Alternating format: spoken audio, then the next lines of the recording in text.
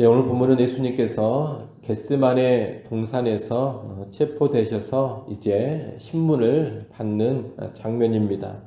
그런데 특이한 점은 현직 대제사장은 가야바임에도 불구하고 군대와 학족들이 예수님을 그의 장인인 안나스에게 끌고 갔다는 겁니다.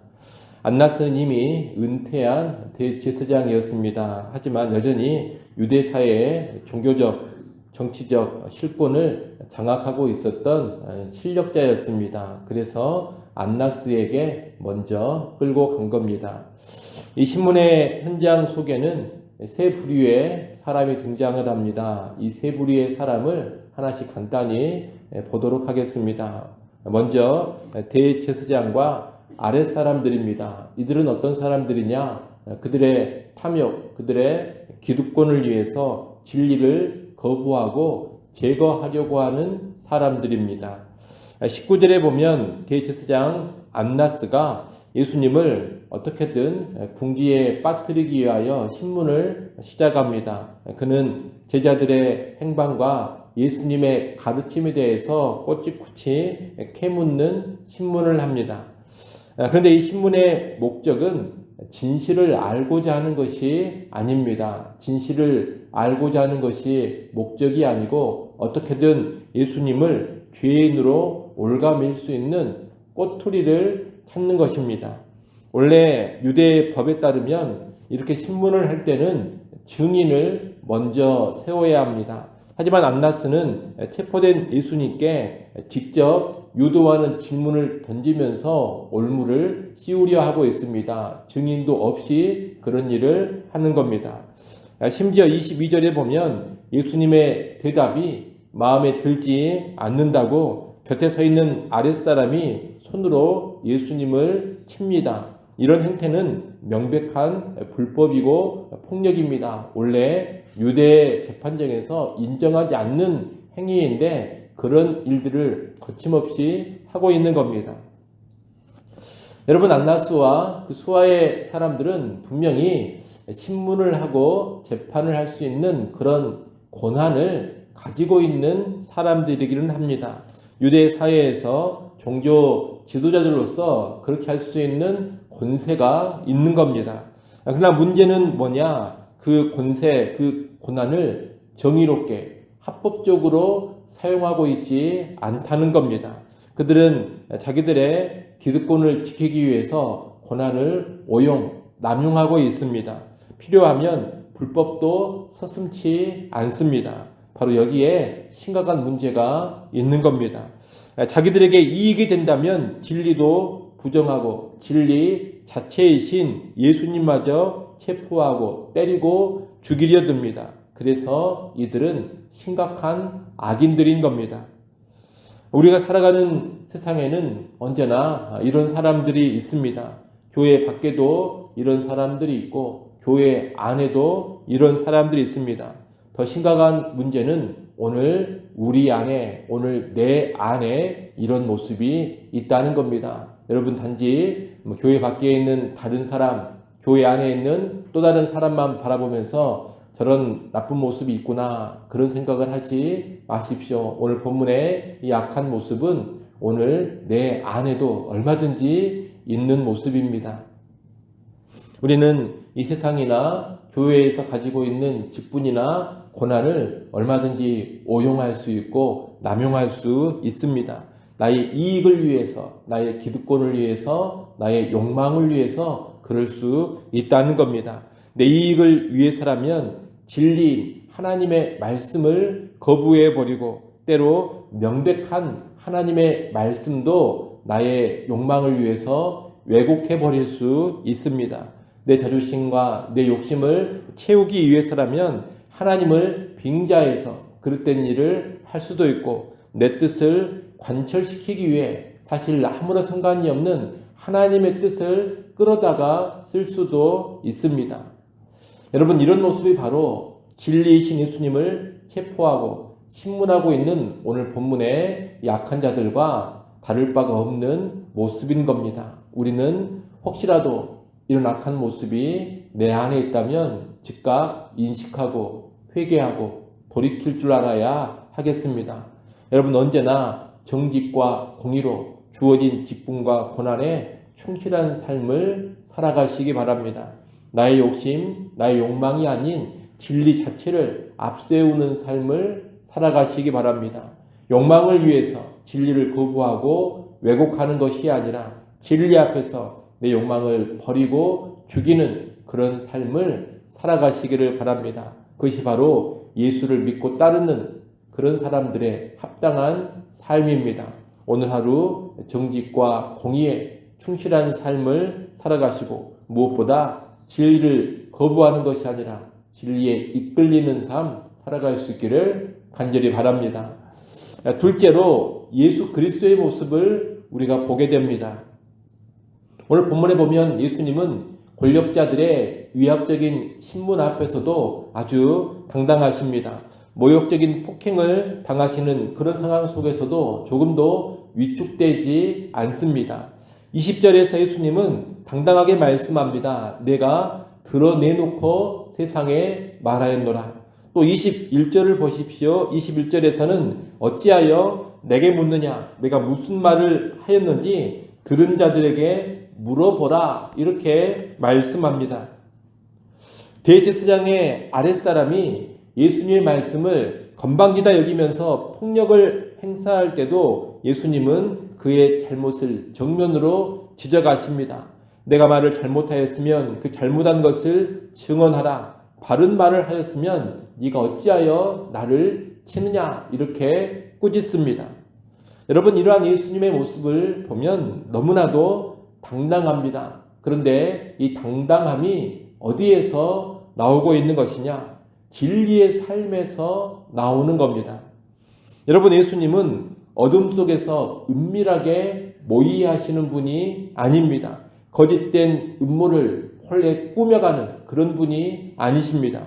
그분은 언제나 회당과 성전에서 모든 유대인이 다 듣는 곳에서 진리를 선포하셨습니다. 그분의 말과 행실은 거짓이었고 불의가 없습니다. 아주 진실하고 투명합니다. 죄가 없으시고 오직 하나님의 뜻만을 행하셨습니다. 그러기에 세상의 권력자들 앞에서도 올무를 놓아 죽이려는 그런 사람들 앞에서도 겁박하고 때리는 사람 앞에서도 조금도 위축되지 않고 아주 담대하고 당당하신 겁니다. 여러분 이 예수님의 당당함이 예수 믿는 우리에게도 꼭 있어야 할 것입니다. 성도의 능력은 당당함에 있는 겁니다. 우리가 진리편에 언제나 서 있다면 세상이 우리를 위협하고 조롱한다 하더라도 위축되지 않을 수 있습니다. 예수님처럼 진리로 살아갈 때 눈치를 보지 않게 되고 비굴하지 않게 됩니다. 진리가 우리를 당당하게 만들어주는 겁니다. 그러나 진리를 떠나고 우리 삶 가운데 거짓이 있고 우리 삶 가운데 불의가 있을 때 당당함은 사라져 버립니다. 거짓과 불의가 있을 때 자꾸 주변에 눈치를 보게 되고 뭔가 드러나는 것을 대단히 불편하게 생각합니다. 언제나 악이 있고 거짓이 있는 자들이 투명한 것을 싫어하는 법입니다. 그러나 진리를 따라 살고 정직하게 살고 의롭게 살아간다면 자신에 관하여 무엇이 드러나든지 간에 불편할 게 없습니다. 거리낄 게 없는 겁니다. 투명한 삶에 담대한 것은 항상 진리에 서 있는 그런 삶에서 나오는 겁니다. 그러니 오늘 우리는 예수 믿는 신자들로서 늘 진리의 편에 섬으로 인하여서 당당하게 살아가시기를 바랍니다. 투명한 삶에 부담을 느끼지 않기를 바랍니다. 또 세상의 위협과 세상의 조롱 앞에 기죽지 않는 그런 담대함이 있기를 바랍니다. 그럴 때 세상은 우리를 감당하지 못하게 되는 겁니다. 오직 진리를 따르는 순전한 믿음으로 살아갈 때 세상이 감당치 못하는 그런 하나님의 사람들, 예수의 제자들이 되는 겁니다. 이를 꼭 명심하시고 오늘도 또 여러분의 남은 인생도 진리에 서서 당당하게 살아갈 수 있기를 간절히 바랍니다. 마지막 세 번째로는 누구를 보게 되느냐? 베드로를 보게 됩니다. 이 베드로는 위기 앞에서 흔들리는 연약한 인간의 모습을 보여주고 있습니다. 오늘 본문을 우리가 쭉 보게 되면 예수님의 신문을 받는 모습과 베드로의 부인하는 모습을 계속해서 교차해서 보여주고 있습니다. 그러면서 예수님의 당당한 모습과 겁에 질려서 부인하는 그 베드로의 모습을 대조시키고 있는 겁니다. 여러분, 베드로가 바로 얼마 전에 주를 위하여 내 목숨을 버리겠습니다, 이렇게 호언장담했습니다. 여러분, 베드로가 주를 위해 목숨을 버리겠습니다, 이렇게 이야기한 것이 며칠 전이 아닙니다. 바로 몇 시간 전에 이 말을 했습니다. 근데 지금 베드로는 벌벌 떨고 있습니다. 17절에 보면 여종이 베드로에게 묻습니다. 너도 이 사람의 제자 중 하나가 아니냐?